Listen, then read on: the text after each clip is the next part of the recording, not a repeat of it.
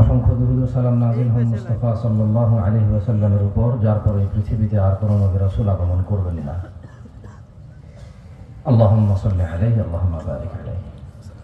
ভাই এগুলো একটু সাউন্ড কমায় দাও। এগুলো সাউন্ড আমি তো আমার কথা আমি শুনে তো লাভ নাই, ওগুলো থাকলে চলবে কেন?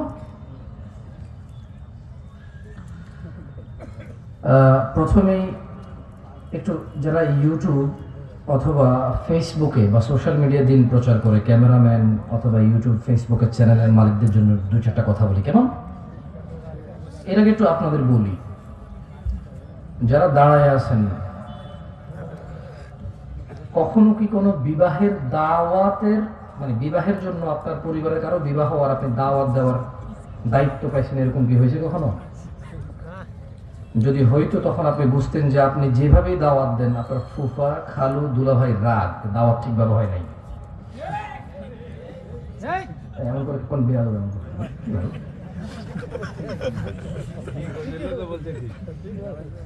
তো যারা এই আয়োজনটা করেছে,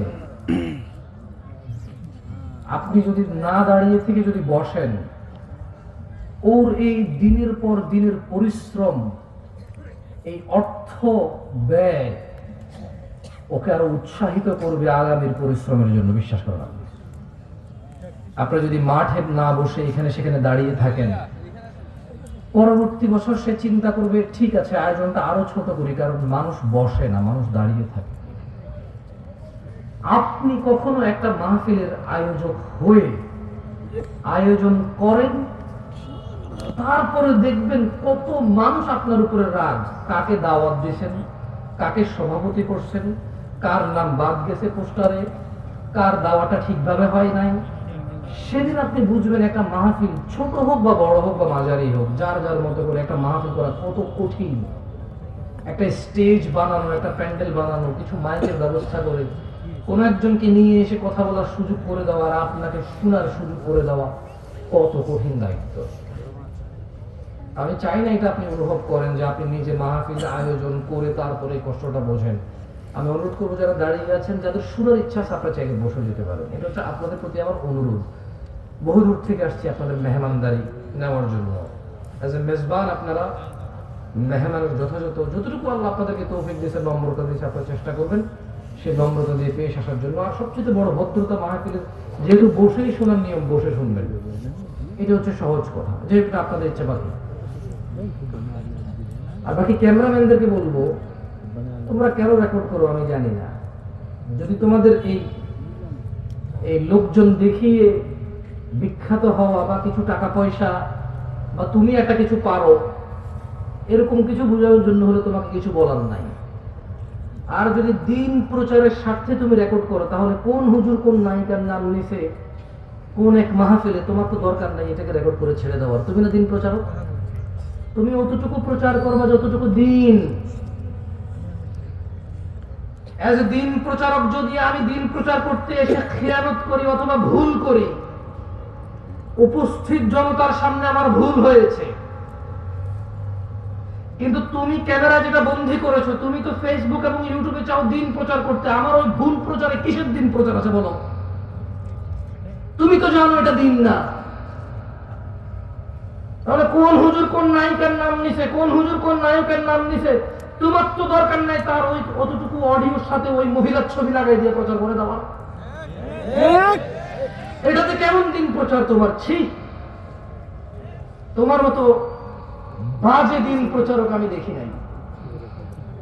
ওই লোক যে প্রতিদিন মাহফিল করে, ওই লোক যে প্রতিদিন ঘন্টা কথা বলে, 2 ঘন্টা কথা বলে, ওই লোক যে ঠিক মতো ঘুমাইতে পারে না, খাইতে পারে না, নিজের স্ত্রী সন্তানের দেখা পায় না মাহফিলের সিজনে, ওর কতটুকু মস্তিষ্ক শান্ত বা কতটুকু মস্তিষ্ক অশান্ত, শারীরিক কি কন্ডিশন, অথবা কথা বলতে গিয়ে যদি সে কারো সৌন্দর্য উদাহরণ দিতে গিয়ে যদি সেটা ভুল উদাহরণ দেয়, যদি একটা অগ্রহণযোগ্য উদাহরণ দেয়, যদি একটা অসুন্দর উদাহরণ দেয়, তোমার কি এমন, তুমি কি এমন দিন প্রচার করছো যে ওর অতটুকু অংশকে কাট করে প্রচার করে দেবার বলবো দিন প্রচার করতেছো?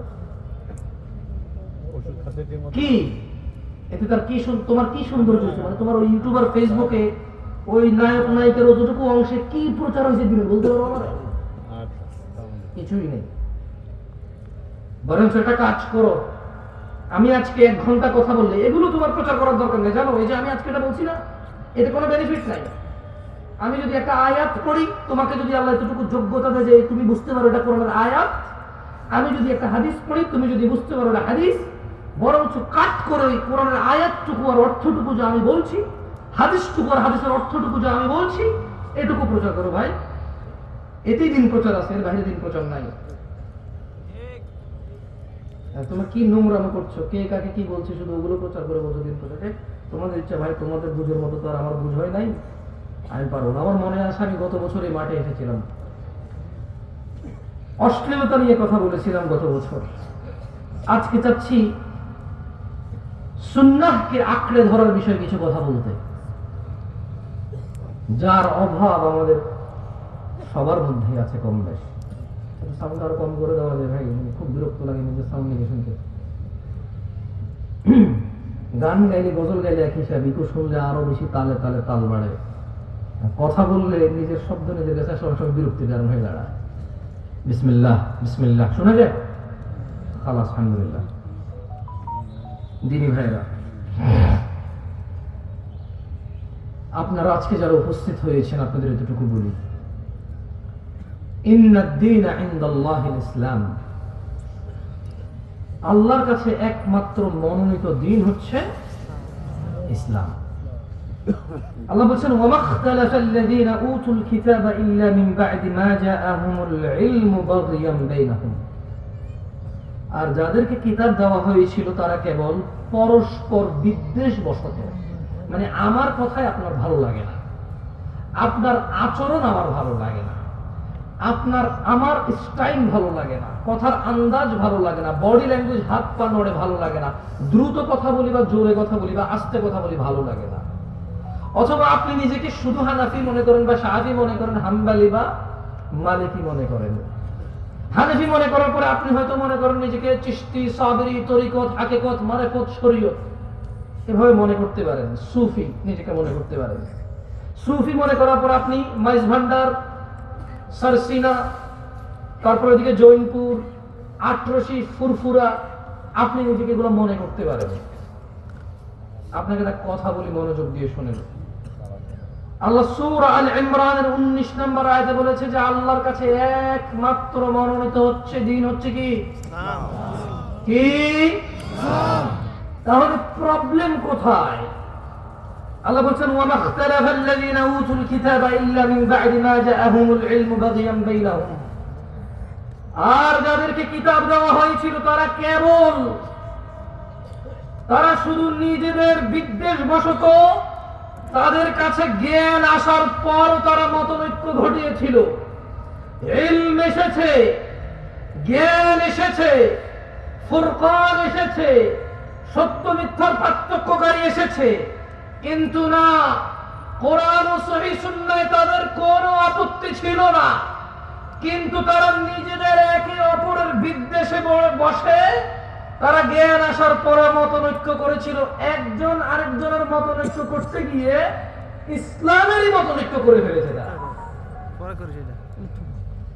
ওয়ামান ইয়াকফুর বিআয়াতিল্লাহ, ও দিনাজপুরের সচেতন নাগরিকরা, ও দিনাজপুরের সচেতন যুবক ও বৃদ্ধরা, ও দিনাজপুরের যুবতী ও বৃদ্ধরা, সচেতন যারা আছো, ওয়ামান ইয়াকফুর বিআয়াতিল্লাহ, আর যে ব্যক্তি আল্লাহর আয়াতকে অস্বীকার করে, ফাইন্নাল্লাহা সারিউল হিসাব, নিশ্চয় আল্লাহ অনেক দ্রুত হিসাব গ্রহণকারী। কত দ্রুত? তুমি মোবাইলে কল দিলে বাংলাদেশ থেকে আমেরিকা যত দ্রুত যায় এর চাইতে দ্রুত। কত দ্রুত? আল্লাহু তাআলা আলাম, আল্লাহই ভালো জানে কত দ্রুত হবে।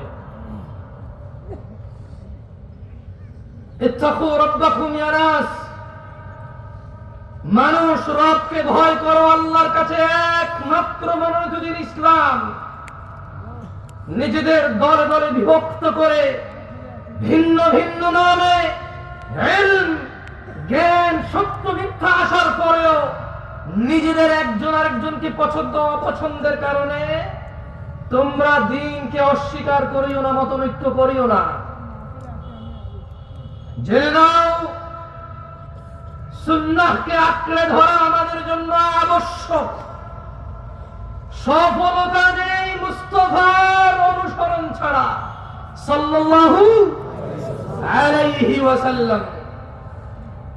মুস্তাফার অনুসরণ ছাড়া, অনুকরণ ছাড়া, ইত্তেবা ছাড়া জান্নাত নামুমকিন, জান্নাত অসম্ভব। জাহান্নামের আগুন ঝলসে দেবে যার ইবাদতে মুস্তাফার অনুসরণ নেই। সুন্নাহকে আঁকড়ে ধরতেই হবে আমাদের। তিনি সুবহানাহু ওয়া তাআলা বলেন, মান ইউতি'র রাসূল, যে আমার রাসূলের ইতাআত করে, যে আমার মুহাম্মদের অনুসরণ করে সাল্লাল্লাহু আলাইহি ওয়াসাল্লাম, ফাকাদ আতা'a আল্লাহ, সে আল্লাহর ইবাদত করে। যে তিনি সাল্লাল্লাহু আলাইহি ওয়াসাল্লামের অনুসরণ করে, ফাকাদ আতা'a আল্লাহ, সে আল্লাহর ইবাদত করে। ওয়া মান তাওয়াল্লা, আর কেউ যদি রাসূল সাল্লাল্লাহু আলাইহি ওয়াসাল্লামের অনুসরণ থেকে মুখ ফিরিয়ে নেয়, ফামা আরসালনাকা আলাইহিম হাফিযা, আল্লাহ বলছে, ও মুহাম্মদ সাল্লাল্লাহু আলাইহি ওয়াসাল্লাম, যদি কেউ আপনার থেকে মুখ ফিরিয়ে নেয়, যদি কেউ ভালো কাজ, খারাপ না তো অসুবিধা কোথায়? বাপে করেছে, দাদা করেছে, বড় হুজুর ফতোয়া দিয়েছে, যুগের পর যুগ চলে আসছে, সমস্যা কোথায়? فما أرسلناك عليهم حفيظا ومصطفى عليه السلام ومن تولى, যে আপনার অনুসরণ করে না ইবাদতে, আমি আল্লাহ আপনাকে তাদের জন্য তত্ত্বাবধায়ক করে পাঠাইনি। তাহলে কিভাবে পাঠাইছে আল্লাহ রাসূল সাল্লাল্লাহু আলাইহি সাল্লামকে? কিভাবে রাসূল সাল্লাল্লাহু আলাইহি সাল্লামকে আল্লাহ পাঠাইছে? কিভাবে, মানে আমরা কিভাবে নেব ওনাকে? যদি আমাদের পুরো পৃথিবীর সমস্ত মুসলিম আল্লাহ রাসূলের ইতাআত বাদ দিয়ে নিজেদের প্রবৃত্তি স্বীকার করে, সেই প্রবৃত্তির অনুসরণ করে, আল্লাহ বলেন যে আপনার কোনো দোষ নাই। ওয়া আলাইকা আল্লা ইয়াযাক্কা, ওয়া আলাইকা আল্লা ইয়াযাক্কা। এরা যদি পবিত্র না হয়, এরা যদি পরিশুদ্ধ না হয়, ওয়া আলাইকা আল্লা ইয়াযাক্কা, ও মুহাম্মদ আপনার কোনো সমস্যা নাই, আপনার কোনো দোষ নাই।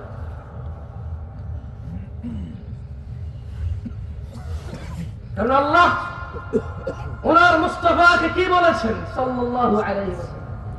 বলেছেন ফাযাক্কির, ও মুহাম্মদ আপনি উপদেশ দিন সাল্লাল্লাহু আলাইহি ওয়াসাল্লাম। ইন্নামা আনতা মুযাক্কির, আপনি একজন উপদেষ্টা, উপদেশদাতা। লাস্তা আলাইহিম বিমুসাইতির, ওই যে ওখানে মাইকে লাগাই হয়, ওই যে ওখানে বিয়ের গায়ে হলুদে গান বাজনা বাজে, ওই যে বাবা তার মেয়েকে নিজে নাচের স্টেজে উঠাই দিয়ে নাচ, নিজের মোবাইলে ভিডিও ধারণ করে নিজের বন্ধু বান্ধবকে বলে দেখ দেখ তোর ভাতিজি কেমন নাচে। আল্লাহ সুবহানাহু ওয়া তাআলা বলছেন লাস্তা আলাইহিম বিমুসাইতির, আপনি এদের কর্ম নিয়ন্ত্রক নন।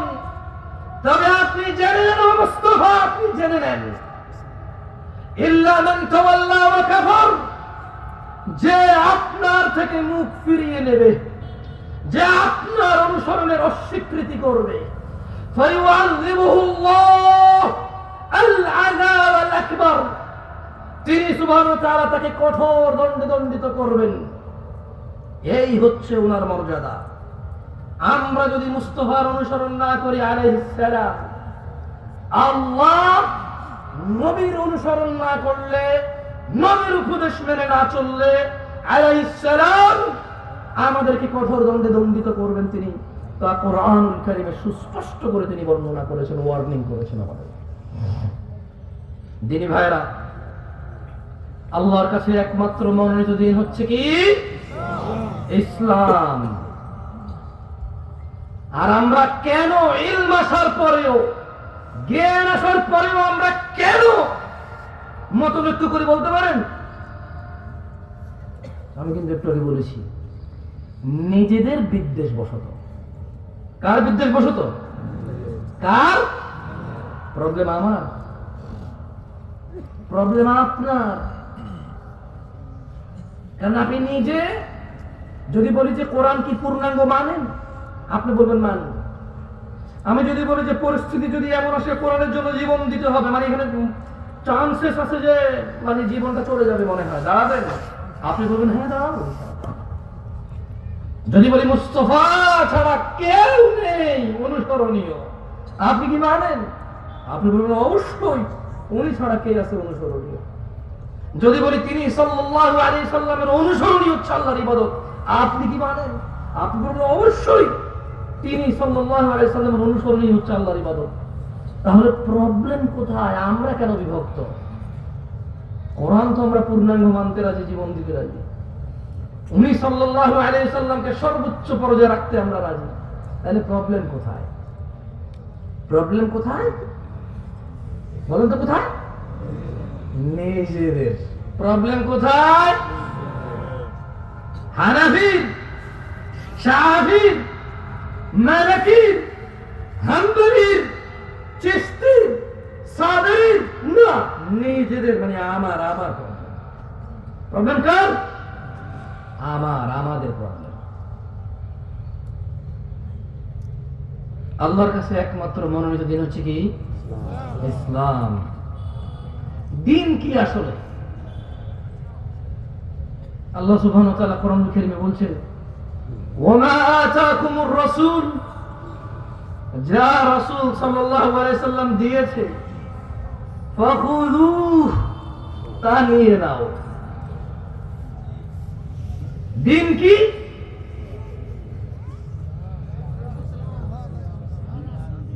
একটু মনোযোগ দিয়ে শুনিয়েন ভাই। বাংলাদেশে মোটামুটি আলহামদুলিল্লাহ যারা যারা আমাকে ডেকেছে এবং আমি যেখানে যেখানে গিয়েছি, সবাই বুঝে গিয়েছে আমি 40-45 মিনিটের বেশি কথা বলার ক্ষমতা রাখি না জ্ঞানের দিক থেকে। তবে আলহামদুলিল্লাহ দাঁড়াইতে পারবো অনেকক্ষণ, বক বক বক পিসা গাইনি বললে বহুক্ষণ বলা যাবে। তবে নর্মালি বক্তব্য আমার 40-45-50 মিনিটেরই হয়। আপনাদের বিরক্ত করবো না। এরপরে ফজিলাতুল শেখের সমাপনী বক্তব্য আপনারা শুনে যাবেন ইনশাআল্লাহ।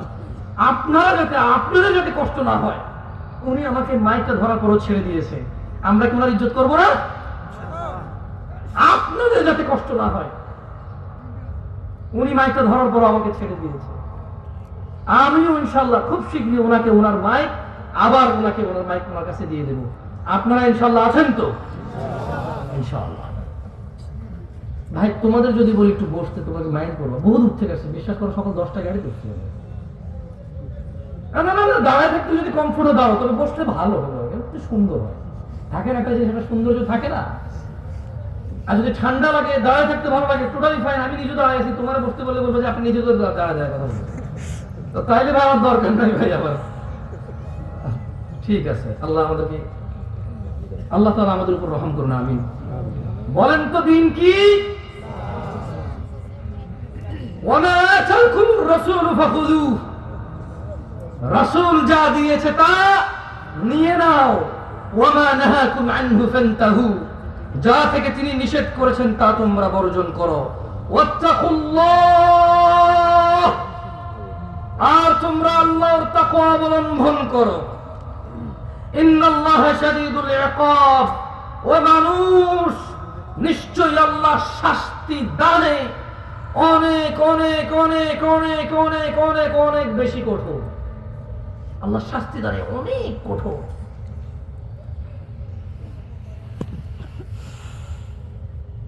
দিনী ভাইরা, রাসূল যা দিয়েছে তাই যদি ইসলাম হয়, আচ্ছা জোরে জোরে চিল্লে চিল্লে না বলি, একটু গলাও খারাপ হয়, আপনাদের বুঝতে অসুবিধা, একটু সুন্দর করে আস্তে আস্তে বলি তো।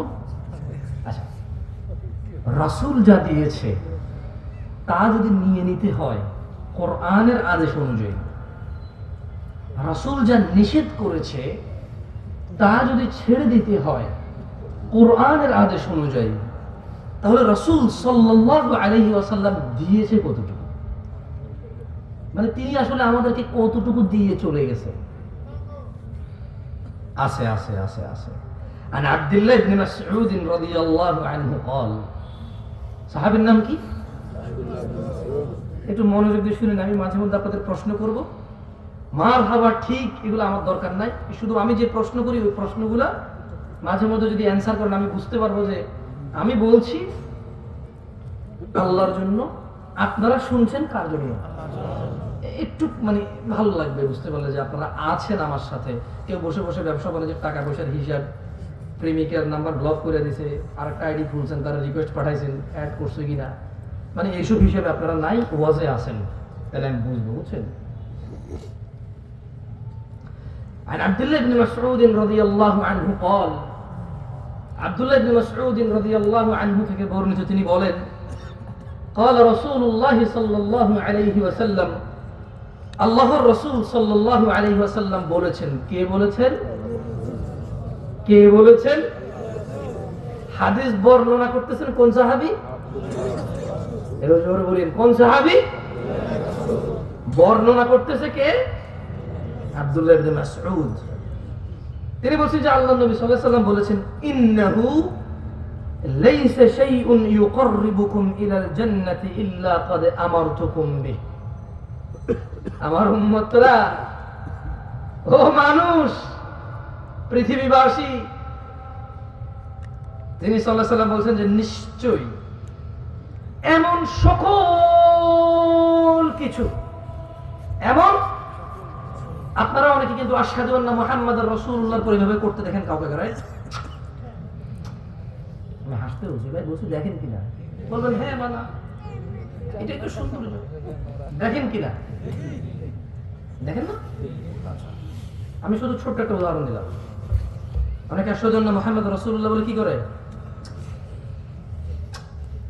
এরকম পরে, আমি দেখেছি আল্লাহু আ'লাম।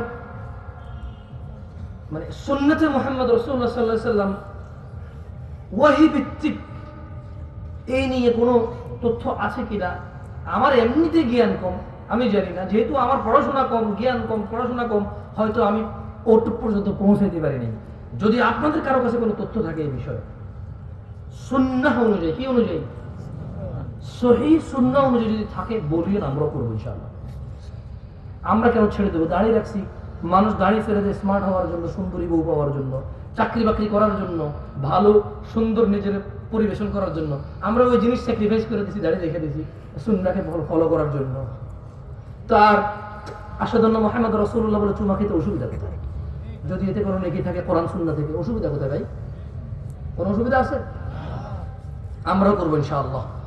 আমি আবার বলি, মনে কষ্ট নিয়েন না, খারাপ কিছু বলি নাই, বলেছি সহিহ সুন্নাহ অনুযায়ী হাদিস দিয়ে সাব্যস্ত এর কোনো বেনিফিট। যেমন ধরেন হাদিসে আছে কেউ যদি সুবহানাল্লাহ বলে আসমান আর জমিনের খালি জায়গা পূর্ণ হয়ে যায়, এরকম কোন বেনিফিট যদি এর থাকে বলি, আমরা মানবো, সমস্যা কোথায় ইনশাআল্লাহ। আচ্ছা যাই হোক, দিন হচ্ছে আল্লাহর নবী যতটুকু দিয়েছে অতটুকু গ্রহণ করা, যতটুকু নিষেধ করে যতটুকু বর্জন করা। তাহলে আল্লাহ নবী দিয়েছে কতটুকু? আব্দুল্লাহ ইবনে মাসউদ রাদিয়াল্লাহু আনহু থেকে বর্ণিত, আল্লাহ নবী সাল্লাল্লাহু আলাইহি ওয়াসাল্লাম বলেছেন যে নিশ্চয়ই এমন সকল কিছু যা তোমাদের সবাইকে জান্নাতের নিকটবর্তী করে, জান্নাত পর্যন্ত নিয়ে যায়, আমি সবকিছুর নির্দেশ দিয়েছি, একটাও বাদ দেই নাই। সুবহানাল্লাহ। কয়টা বাদ দেয় নাই? কয়টা? একটাও বাদ দেয় নাই তিনি। এবং তিনি বলছেন ওয়ালাইসা শাইউন ইউকাররিবুকুম ইলান নার, এমন সকল কিছু যা তোমাদেরকে জাহান্নামে প্রবেশ করাবে, জাহান্নামের কাছে নেবে, ইল্লা ক্বাদ নাহাইতুকুম আন, প্রত্যেকটা জিনিসই আমি তোমাদের নিষেধ করেছি, একটাও ছেড়ে দেই নাই। সুবহানাল্লাহ। তাহলে যা আমাদের জাহান্নামে নিয়ে যাবে তিনি কি একটাও বাদ দিছে নিষেধ করা ছাড়া? যা আমাদের জান্নাতে নিয়ে যাবে তিনি কি একটাও বাদ দিছে আদেশ করা ছাড়া? তাহলে কিসের এত বিভক্তি, এত ভিন্নতা কিসের? তিনি সাল্লাল্লাহু আলাইহি ওয়াসাল্লাম বলছেন এমন একটা বিষয় নেই যা জান্নাতে নেবে উম্মতকে, অথচ আমি আদেশ করিনি। এমন একটা বিষয়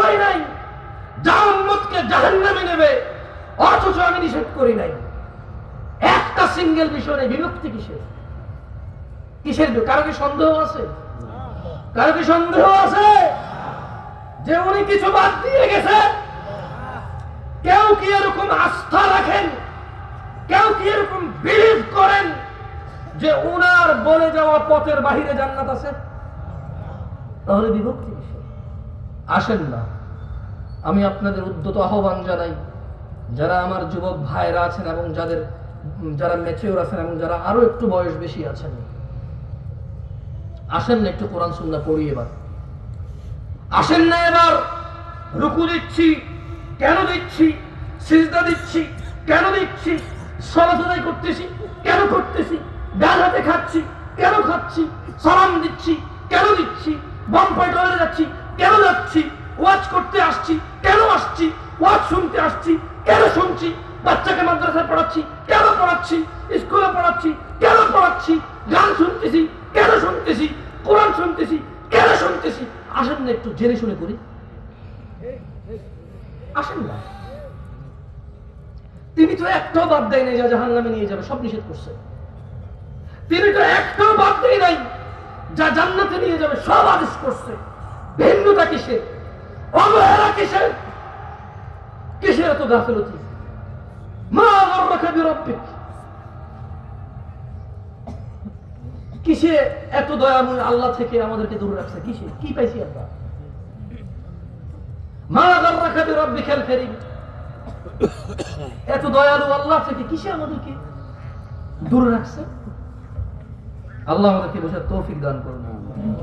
শুনেন, এখন প্রশ্ন হলো, আল্লাহর নবী যদি একটাও বাদ না দেয় যা জাহান্নামে নিয়ে যাবে নিষেধ করা, একটাও যদি বাদ না দেয় যা জান্নাতে নিয়ে যাবে আদেশ করা, আমরা কেন অল্প?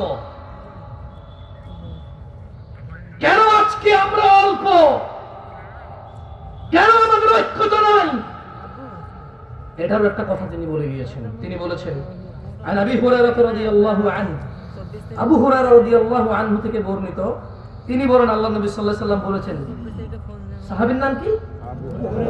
কি রাদিয়াল্লাহু আনহু বলেন ভাই। তিনি বলেন আল্লাহর নবী সাল্লাল্লাহু আলাইহি সাল্লাম বলেছেন, বাদাআল ইসলামু গরীবা, ইসলামের সূচনা হয়েছিল অপরিচিত অবস্থায়। কি অবস্থায়? কি অবস্থায়? আচ্ছা বলেন তো, গায়ে হলুদে যে মানুষটা বিয়েতে গায়ে হলুদ করে, আপনি কি বিশ্বাস করেন সে বুকে পূর্ণাঙ্গ অনুভূতি রাখে যে এটা গুনাহ, এটা ইসলামিক না, এটা অনিসলামিক, এটা মহাপাপ, জঘন্য নিকৃষ্ট আচরণ বিয়ের মধ্যে? সে কি এটা অনুভব করে এভাবে হৃদয় থেকে? তার কাছে এত অনুভূতি নাই এটা। মানে আপনি কি মনে করেন এই যে আমাদের বোনরা খোলামেলা চুল, গেঞ্জি শার্ট প্যান্ট পরে ঘুরে, ফেসবুকে ছবি দেয়, জামাই বউয়ের ছবি, রুমের ভিতরের ছবি, মানে কথায় কথায় ছবি, যারা নিজেদের সৌন্দর্য প্রকাশ করে বেড়ায় যে বোনরা, আপনি কি মনে করেন যে সে এটা বিলিভ করে তার পাপ হচ্ছে, সে আগুনে জ্বলতে পারে এই পাপের জন্য? আপনি কি মনে করেন সে বিলিভ করে? এরকম মন থেকে অনুভব করে মনে করেন? এই যে আপনি দাড়ি কাটেন, এই যে আপনি শেভ করেন, এই যে আপনি সিগারেট খান, এই যে আপনি মিথ্যা কথা বলেন, এই যে আপনি বাবা মায়ের উপরে ধমক দিয়ে কথা বলেন, এই যে আপনি কোরআন আজকে 40 বছর বয়স, 50 বছর বয়স, 30 বছর বয়স কোরআন পড়তে জানেন না, আপনি কি এটা বিলিভ করেন যে কোনোদিন আপনি মন থেকে, হৃদয় থেকে অনুভব করেছেন যে আমি একটা মূর্খ, আমি ইসলামের কিছুই জানি না? যদি আমি ইসলামের কিছুই না জানি তাহলে কিসে আমাকে জান্নাতে দিবে আমি সেটাই জানি না। আর এই না জানা আমাকে কোনোদিন কষ্ট দেয় নাই, এই না জানা কোনোদিন আমাকে শিখা পর্যন্ত পৌঁছায় নাই, শিখার আগ্রহ জাগে নাই আমার কোনোদিন। আপনি কি মনে করেন আপনি এটা বিলিভ করেন? মনে করেন না, এটা এরকম না। বাদাল ইসলামু গরীবা, ইসলামের সূচনা হয়েছে কি অবস্থায়? অপরিচিত অবস্থা। আপনি কি মনে করেন কোন মা তার বাচ্চা যখন ক্লিন শেভ করে, এদেশে কয়টা মা মনে করে তোর গুনাহ হয়েছে রে বাপ, তোর গুনাহ হচ্ছে? কয়টা মা মনে করে? বলতে পারেন আমাকে? মায়ের নাম তো আমনা। মায়ের নাম কি? আমনা সালেহা। ওর মায়ের নাম বিলকিস, ওর মায়ের নাম জুলাইখা। কিন্তু জুলাইখা কি কোনোদিন কল্পনা করেছে, কোনোদিন অন্তরে ভেবেছে ছেলেকে যখন ক্লিন শেভ দেখেছে, ছেলের যখন দাড়ি কাটা দেখেছে, জুলাইখা কি কোনোদিন বলেছে ইন্না লিল্লাহি ওয়া ইন্না ইলাইহি রাজিউন? আমার বাচ্চা নবীর সুন্নতকে জবে করে চলে আসছে। ইন্না লিল্লাহি ওয়া ইন্না ইলাইহি রাজিউন। জুলাইখা কি কোনোদিন ভেবেছে লা হাওলা ওয়ালা কুওয়াতা ইল্লা বিল্লাহ, আমার বাচ্চা টাকলুর নিচে প্যান্ট পরছে, কিয়ামতে আল্লাহ তিন ব্যক্তির উপর দয়া করবে না? এর মধ্যে একজন আছে যার পায়ের নিচে টাকলুর নিচে প্যান্ট পরেছে, জামা কাপড় পরেছে। জুলাইখা কি কোনোদিন অন্তরে কষ্ট পেয়েছে আমার বাচ্চার সাথে তো আল্লাহ কথাই বলবে না? এদেশের আব্দুল্লাহ, আব্দুর রহমান, আব্দুর রহিমরা, এদেশের জামশেদরা কি কখনো এরকম নিজের বাচ্চার টাকলুর নিচে প্যান্ট দেখে কি কখনো কল্পনা করেছে হায় রে আমার আদরের সন্তানটার সাথে আল্লাহ কথাও বলবে না, দয়াও করবে না, রে কি করলো আমার ছেলে? এই দেশের জামশেদরা, আব্দুল্লাহরা, আব্দুর রহমানরা, এই দেশের আব্দুল করিমরা কখনো কি নিজের ছেলেটা ফজরে ঘুমিয়ে আছে ভেবেছে যে আমার বাচ্চাটা মারা গেলে জাহান্নামে চলে যাবে সালাতের হেফাজতকারী না বলে? কোনদিন কি কল্পনা করেছে এই দেশের আব্দুল করিমরা? বলেছে? বলেন তো। ইসলাম তাহলে ওর কাছে কতটুকু পরিচিত? ও ইসলামকে কতটুকু জানে? কিভাবে জানে ইসলামকে সে? আমাকে কি একটু বলতে পারেন আপনারা যে দেশের ভ্যান ড্রাইভার, রিক্সা ড্রাইভাররা সারাদিন কষ্ট করে 800 টাকার জন্য, অথচ ফজরের 2 রাকাত সুন্নাত দুনিয়াতে যা আছে এর চাইতে বেশি, সে ফজরের 2 রাকাতে যায় না, 800 টাকার পিছে ঘোরে। কোনদিন কি এদেশের আমার দরিদ্র মুসলমানরা কি ভেবেছে যে দিনে 12 রাকাত সুন্নতে মুআক্কাদা, ফজরে 2, জোহরে 6, মাগরিবে 2, ইশায় 2, এই 12 রাকাত সুন্নত যে পড়ে আল্লাহ তার জন্য জান্নাতে ঘর নির্মাণ করে? কয়জন নিয়েছে বেনিফিট? কতজন ইসলামে এটা বুকে লালন করে? আমরা ইসলামকে কিভাবে জানি?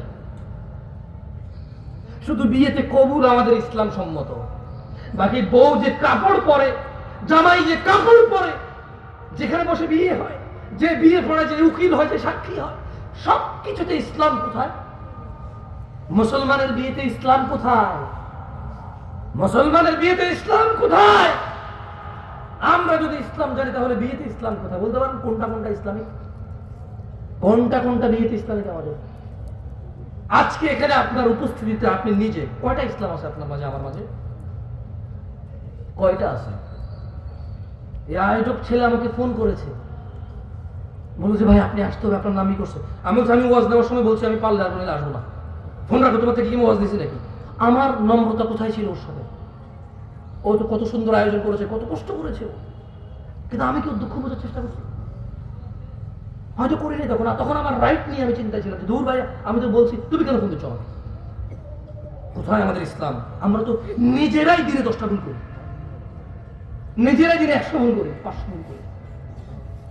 তিনি সাল্লাল্লাহু আলাইহি সাল্লাম বলেছে, ছোট ভাই তুমি কেন দাড়ি কাটো? বলতে পারো?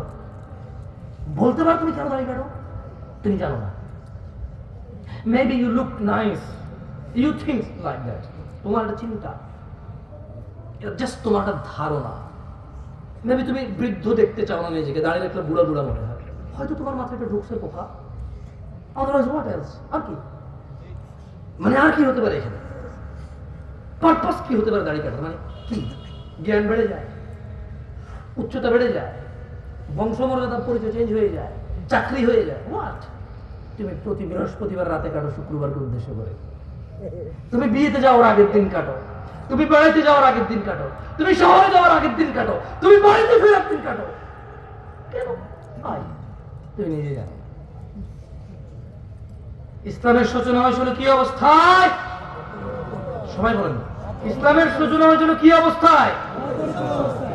অপরিচিত অবস্থায়। আল্লাহ নবী সাল্লাল্লাহু আলাইহি সাল্লাম বলছেন, বাদাল ইসলামু গরীবা, ইসলামের সূচনা হয়েছিল অপরিচিত অবস্থায়। ওয়া সায়াউদু কামা বাদা গরীবা, অচিরেই, নিকটে, শীঘ্রই এটা আবার আগের মতো অপরিচিত হয়ে যাবে। খুব শীঘ্রই ইসলামটা ঠিক আগের মতো অপরিচিত হয়ে যাবে। আজকে মুসলমানের বিয়েতে ইসলামই খুঁজে পাওয়া যায় না। আজকে মুসলমানের পড়ালেখার বিদ্যালয়ে ইসলাম খুঁজে পাওয়া যায় না। আজকে মুসলমানের ঘরে বাবা মা আর ছেলে মেয়ের ভিতরে ইসলাম খুঁজে পাওয়া যায় না। আজকে হুজুরদের ভিতরে ইসলাম খুঁজে পাওয়া যায় না। ইউটিউবার বক্তাদের বক্তব্য জনসম্মুখে প্রচার করে মানুষকে দিন শিখানোর এক নৈতিক ও এক কঠোর এবং বিশাল লাভজনক দায়িত্ব যারা নিয়োজিত, যারা নিজেরাই এই দায়িত্ব নিয়েছে, কেউ ওদের বলেনি তুমি ভিডিও করে ছাড়ো আমার ভিডিও ইউটিউবে। নিজে নিজে দায়িত্ব নিয়েছে দিন প্রচারের, অথচ প্রচার করে শুধু যতটুকু ভেজাল, যতটুকু ভুল, যতটুকু বেশি মানুষ দেখবে ততটুকু, যতটুকু ইসলাম অতটুকু নয়। বক্তা এমন বক্তব্য দেয় যে বক্তব্যের শ্রোতা ঠিক বলবে, ও জিজ্ঞেস করবে ঠিক কিনা, ব্যাস। বক্তা যখন তার দান লাগবে একরকম বক্তব্য দেয়, যখন লোকজনকে কান্না করাবে তখন একরকম বক্তব্য দেয়। এগুলো তার মুখস্থ, তার মনের ভিতরের অনুভূতি কিচ্ছু নাই। আমি এখানে ওয়াজ করতে আসছি, আপনারা শুনতে আসছেন, কত নবী রাসূল কিয়ামতে উঠবে যাদের উম্মতি থাকবে না হয়তো, অথচ আপনারা এতজন মানুষ আসছেন, স্টিল আমি আপনাদেরকে ধমক দিয়ে কথা বলতেছি। ওয়াই? এটা তো আল্লাহর পক্ষ থেকে নিয়ে আমার যে আলহামদুলিল্লাহ আমি দুটা কথা বলবো, মানুষগুলো শুনতে আসছে ইসলাম। আমার উচিত ছিল আপনাদের সাথে আরো সুন্দর, আরো মোলায়েম, আরো কোমলতা দিয়ে কথা বলা। কোথায় পারলাম আমি আমার কোমলতা? মনে হচ্ছে যেন আপনারা আসছেন একটা ঠেকায় পড়ছেন, আমি এক বেটা আসছি কই থেকে বিমানে চড়ে, আমি তো আইন। কোথায় আমার নম্রতা?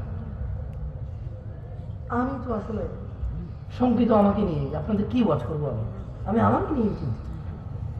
আল্লাহ তাআলা আমাকে ক্ষমা করুন, আপনারা আমাকে মাফ করে দিন যদি ধমক দিয়ে আমি আপনাদের। আমি হয়তো কথা বলার ফ্লো, আমার হয়তো স্বভাবগত যাতে একটু চঞ্চল, আমি ভাই বুঝছেন, হাত পা নড়ে চড়ে, মাথা মতো গরম হয়ে যায় যখন উল্টাপাল্টা কিছু, মানে বাস্তবতা আর হাদিস একরকম, কোরআন একরকম, একটু গরম হয়ে যায়। আমি এর জন্য আন্তরিকভাবে ক্ষমা চাই। আপনারা আমার ভাই, আপনারা আল্লাহকে ভালোবেসে আসছেন, আপনারা নিজেরা টাকা খরচ করে আমাকে এখানে দান করাইছেন কথা বলার জন্য। এটা কত বড় নিয়ামত আল্লাহর পক্ষ থেকে আমার জন্য, অথচ আমি কিনা আপনাদের সাথে সুন্দর ব্যবহার করতে পারছি না। আমার মনে হচ্ছে যেন আমি মালিক হয়ে গেছি, কিনে ফেলছি আপনাদের আগে, আমি একটা কিছু হয়ে গেছি। আল্লাহ আমাকে ক্ষমা করুন, আপনারা আমাকে মাফ করে দিন। কেমন ইসলামের পরিচয় হয়েছে কি অবস্থায়, আবার কোথায় ফিরে যাবে? সবাই বলেন তো, আবার কোথায় ফিরে যাবে? কবে? কবে? কবে? আমাদের বিয়েতে আমরা ইসলাম পাই? আমাদের ঘরে ইসলাম আছে? মা প্রতিদিন খেয়াল রাখে তার বাচ্চা স্কুল মাদ্রাসায় গেছে কিনা, মা প্রতিদিন খেয়াল রাখে তার বাচ্চা হোমওয়ার্ক করছে কিনা, এই মা কি খেয়াল রাখে তার বাচ্চা নামাজ আদায় করছে কিনা? খেয়াল রাখে? কোথায় তার আদর, তার আদরের সন্তানের জন্য? যেখানে কিয়ামতের সর্বপ্রথম হিসাবই হবে নামাজের। ফাইন সলুহাত, যার নামাজ ঠিক থাকবে তা সে জিতে যাবে, সফল হবে। আর যার নামাজ ঠিক থাকবে না সে ধ্বংস হবে, সে লাঞ্ছিত হবে। কোথায় আমার মায়ের চিন্তা, আমার সফলতার? কোথায় আমার মায়ের চিন্তা? যাক দিনী ভাইয়েরা, আমি আবার বক্তব্য বেশি আর দীর্ঘায়িত করব না। আমি আপনাদের এতটুকু বলি, আল্লাহর দরজা চিরদিন খোলা। আমরা সিজদা করি কাকে? রুকু করি কাকে? দোয়া করি কার কাছে? অন্যায় করি কার সাথে বেশি? আমরা একে অপরের সাথে তো একে অপরকে তো সিজদা করি না, করি? তাহলে যা নামাজ পড়েন নাই পড়েন নাই, যা রোজা রাখেন না রাখেন নাই, যা দাড়ি কাটছেন কাটছেন, যা গান শুনছেন শুনছেন, যা সিনেমা নাটক দেখছেন দেখছেন, খালাস। ইরজিই, আল্লাহর দিকে ফিরে আসেন। ইরজিই ইলা রাব্বিকা রাদিয়াতাম মারদিয়াহ। ও দিনাজপুরের মানুষ, ও দিনাজপুরের আমার বড় ভাইরা, ছোট ভাই, সন্তুষ্টি চিত্তে রবের দিকে ফিরে আসো। তোমার পূর্বে কোন মানুষ বেঁচে ছিল আর চির যুবক ছিল না, হয়নি, হবে না। তোমার পূর্বে কোন মানুষ চির সুস্থ ছিল, এটা হয়নি, হবে না। তোমার পূর্বে কোন মানুষ কোনদিন কষ্ট পায়নি, এমনটা হয়নি, এটা হবে না। তোমার পূর্বে কোন মানুষ বিষণ্ণতায় ভোগে নাই, এমনটা হয়নি, হবে না, তোমার সাথেও হবে না। এটা আসো, আল্লাহর দিকে ফিরে আসো, আসো, আল্লাহর দিকে ফিরে আসো। দুটা চারটা মেয়ের সাথে কথা বলেছ, অন্যায় হয়েছে, তুমিও জানো আমিও জানি, কিন্তু তোমার রবের আহ্বানে সাড়া দাও, রবের আহ্বানে সাড়া দাও। ভাই আমার, থামো, যেখানে আছো থামো। ইল্লা মান তাব, রব বলছে যে আল্লাহর কাছে তওবা করে, ওয়া আমানা, ঈমান আনে। আমরা কি আল্লাহর কাছে তওবা করতে রাজি আছি? ইনশাআল্লাহ। রব বলছে ইল্লা মান তাব, যে তওবা করে, যে অপরাধ থেকে আল্লাহর কাছে ফিরে আসে, ওয়া আমানা, কার প্রতি ঈমান আনে, ওয়া আমিলা আমালান সালিহা, এবং যে সৎ কর্ম সম্পাদন করে, ফাউলাইকা ইউবাদদিলুল্লাহু সাইয়্যাতিহিম হাসানাত। আল্লাহ বলছে অপরাধের অপরাধ যতই হোক না কেন, আমি তার সমস্ত গুনাহকে নেকিতে পরিবর্তন করব। ভাই, তুমি তোমার অপরাধকে নেকিতে পরিবর্তন করো। This is your only chance. এটা তোমার একমাত্র সুযোগ। এই পৃথিবী, এই জীবন, এই নিঃশ্বাস, এই সুস্থতা, এই স্বাধীনতা, এই সুস্থতা, এই স্বাধীনতা, এই যৌবন, এটা তোমার একমাত্র সুযোগ গুনাহকে নেকিতে পরিবর্তন করা। নিঃশ্বাসটা যদি বের হয়ে চলে যায়, যদি তুমি এই পৃথিবী ছেড়ে চলে যাও, বিশ্বাস করো তোমার গুনাহ থাকবে। তিনি তোমার রব, তিনি জানে, তুমি জানো, আমি জানি না কি হবে। তবে শোনো, তিনি ঘোষণা দিচ্ছেন, এটা কোরআনের আয়াত, এটা তুমি বলতে পারবে না হাদিস জয়ীফ, হাদিস জাল, এটা আহলে হাদিসের, এটা ওয়াহাবীর, এটা লামাযাবের, এটা হানাফির, এটা সাহাবীর, এটা বলার সুযোগ নাই। এটা কোরআনের। এটা কিসের? এটা কিসের? তিনি বলছেন গুনাহ থেকে ফিরে এসে তওবা করে ভালো কাজ করলে সমস্ত গুনাহ নেকিতে পরিবর্তন হবে। This is your only chance brother. আমি এর চেয়ে বেশি তোমাকে আজকে আর ওয়াজ করতে পারবো না। আমার কাছে আর কোনো ওয়াজ বাকি নেই। আমার এখানে লেখা আরো আছে প্রায় 2 পৃষ্ঠা, বলা যেত, কিন্তু আমি সমীচীন মনে করছি, আমি বিচক্ষণতা ভাবছি যে আমার মনে হচ্ছে এই জায়গায় আমার স্টপ করা উচিত এখন। কেন? আমি আমার ভাইদের বলে দিছি, তোমার জীবনের গুনাহ যেটাই হোক না কেন, নেশা সংক্রান্ত, জানা সংক্রান্ত, নামাজ সংক্রান্ত, গান বাজনা অশ্লীলতা সংক্রান্ত, তুমি যদি আজকে থামো, যদি দৃঢ় পরিকল্পনা করো যে না, যা হয়েছে হয়েছে, খালাস, যদি আমি মারা যাই তাহলে আমার সর্বনাশ হয়ে যাবে, যদি আমি মারা যাই আমার সর্বনাশ হয়ে যাবে, আমি বরং থামি, মাপ চাই, কিছু ভালো কাজ করি, আর বলবো ইয়া আল্লাহ, আমি থামছি তোমার ভয়, আমার চাইতে তুমি ভালো জানো, সো আমি তোমার প্রতি ঈমান আনছি, এবার আমার গুনাহকে নেকিতে পরিবর্তন করো ইয়া আল্লাহ। أقول قولي هذا واستغفر الله لي ولسائر المؤمنين والمؤمنات فاستغفروا إنه هو الغفور الرحيم। আমি আল্লাহর কাছে আমার জন্য ক্ষমা চাই, আপনাদের জন্য ক্ষমা চাই। আল্লাহ তাআলা আমাকে এবং আপনাদের সবাইকে ক্ষমা করে দিন। আমার ত্রুটি তিনি মার্জনা করে দিন, আমার ত্রুটি তিনি ক্ষমা করে দিন। আমার অসৎলতা, আমার আচরণের খারাপ যেই উদাহরণগুলো আছে যা আপনাদের কষ্ট দেয়, যারা আপনারা আমাকে ভালোবাসেন, ছোট ছোট ভিডিওতে যখন আমার কিছু মানে অন্যরকম আচরণ আপনাদের কাছে আছে 10 সেকেন্ড 5 সেকেন্ডের, আপনারা যারা কষ্ট পান, আমি আপনাদেরকে কষ্ট দেওয়ার জন্য আমি ক্ষমা চাই, আপনারা আমাকে মাফ করে দিয়েন। আমি সবাইকে অনুরোধ করব, ফজিলতুল শেখ ডক্টর মুজাফফর বিন মুহসিন হাফিজাহুল্লাহর মূল্যবান বক্তব্য পেশ করার জন্য ওনাকে অনুরোধ করব, আর আপনাদের অনুরোধ করবো ইনশাআল্লাহ, আমি আছি, বসছি আমি ইনশাআল্লাহ।